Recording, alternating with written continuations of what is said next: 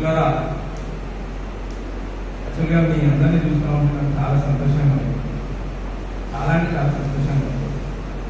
ఎందుకంటే దక్షిణ భారతదేశం నుంచి ద్రవిడియన్ ఐడియాలజీ, బౌద్ధన్ ఐడియాలజీ, సరే పేరు ఏవైనా ఒక స్థాయి నుంచి అక్కడి స్థాయి నుంచి చిన్న చిన్నగా ఒక మహాసముద్రం లాగా మనం తయారు కావాల్సినటువంటి అవసరం ఉంది. దానికి ఆల్రెడీ బీజం పడ్డది, మెల్లిమెల్లిగా ఎదుగుతున్నాం ఈ సందర్భంలో.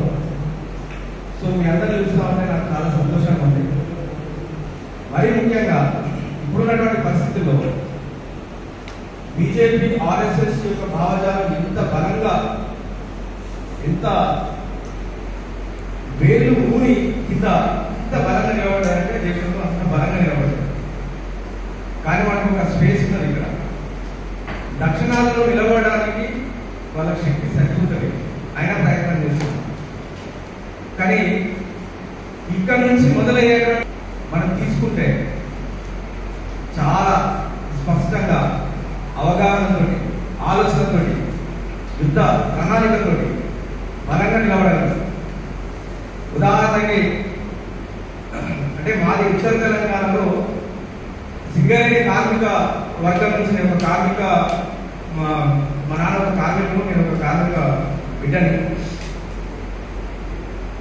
అక్కడ అంటే సింగరేణి ప్రాంతంలో ఉన్నటువంటి రాజకీయాలంతా కూడా నాకు తెలిసినప్పటి నుంచి నేను చూసేటువంటి అన్ని కూడా లెఫ్ట్ ఓరియంటెడ్ రాజకీయాలు. నాకు ఊహ తెలిసింది కూడా మాకు క్వార్టర్స్ ఉండేవి. మేము గోలెట్లో వచ్చినప్పుడు మా నాన్నగారికి ఇక్కడ హాస్పిటల్ పనిచేసే సింగరేణి డిస్పెన్సర్లో మా ఇంటి ముందర గోడలు అన్ని ఉండేవి. దాన్ని మొత్తం ఎర్రజెండా పెయింటింగ్ వేసి రాయటం జిందాబాద్ జిందాబాద్ అంటే నా ఊహ తెలిసినప్పటి నుంచి, నా ఎడ్యుకేషన్ టైం నుంచి కూడా ఎక్కువ కమ్యూనిస్ట్ రాజకీయాలతో ప్రభావితమై కమ్యూనిస్ట్ ఉద్యమాల నుంచే ఒక ఆలోచన విధానాన్ని నేను పెంపొందించుకున్నాను. చాలా రోజుల తర్వాత నాకు అంబేద్కర్ ఐడియాలజీ అనేది తెలిసింది, అర్థం తెలియదు నాకు. మ్యాక్సిమం మా స్కూల్ అయినంత కూడా చాలా తక్కువ.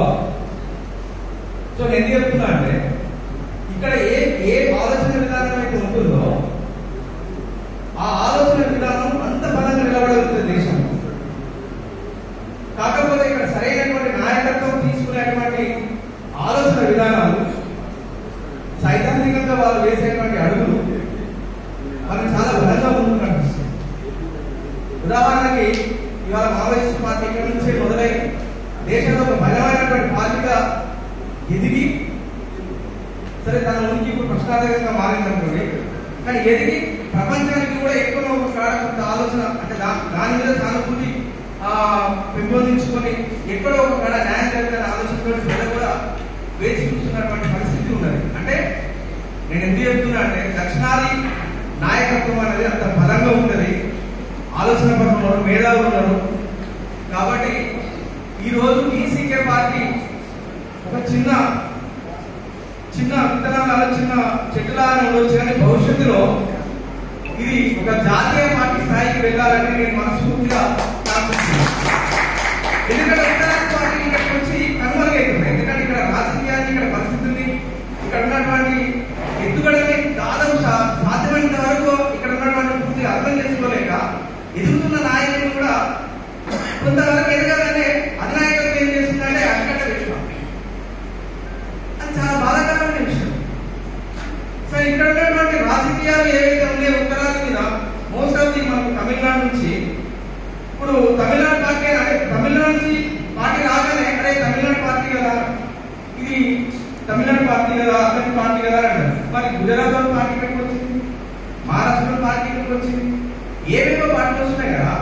దక్షిణాది ఆలోచనతో కల్చర్ కానీ, భాష పరంగా కానీ, సంస్కృతి పరంగా కానీ ద్రవిడ భాషలో ఏకమైనటువంటి దక్షిణాది నుంచి ఒక జాతీయ స్థాయిలో పార్టీ నిలబడితే మనమందరం కూడా అదే స్థాయిలో పార్టీని నిలబెట్టి మన హక్కుని కూడా మనం సాధించుకోవడం కోసం బలంగా పోరాటం చేయగలం.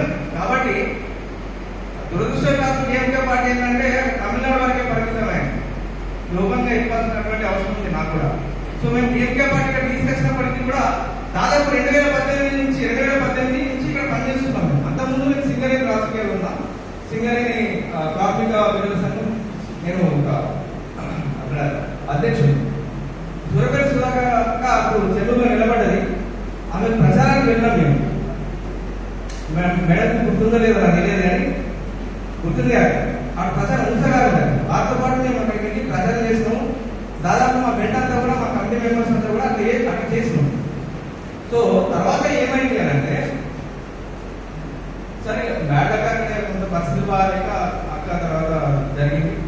సో ఇక్కడ ఇప్పుడు వస్తున్నాం కాబట్టి మా డిఎంకే పార్టీ పక్షాన ఒకవేళ భవిష్యత్తులో ఇక్కడ మేము పోటీ చేసినా చేయకున్నా మేము అలయన్స్ లో ఉన్నాం కాబట్టి బీసీకే పార్టీకి మేము మా బుద్ధాన్ని పెట్టుకొని ఎక్కడ ఎలక్షన్స్ జరిగినా ఎక్కడ పోరాటం జరిగినా ఎక్కడ వాళ్ళ మీద ఏదైనటువంటి దాడులు జరిగినా లేకపోతే ఏదైనా చట్టపరంగా ఏమైనా జరిగినప్పటికీ కూడా మేము ముందుండి వాళ్ళకు సహకరిస్తాం. మా పార్టీ తెలంగాణ రాష్ట్ర కమిటీ డిఎంకే పార్టీ పూర్తి సంపూర్ణంగా బీసీకే పార్టీని భుజాల మీద వేసుకుంటుంది. ఎలక్షన్ అయిన ప్రచారాలు వస్తుంది, దాడులు చేద్దామంటే రెడీ ఉంటుంది, ఏ పరంగా ముందుకెళ్ళడానికి సిద్ధం అని చెప్పేసి ఈ సభ కొంచెం కరీంనగర్ వెళ్ళాలి. అక్కడ DMK party district committee meeting ఉంది. మరి ఒకసారి మళ్ళీ వెళ్దాం. అందరికీ కూడా 20 నిమిషాలు తెలియజేస్తాం.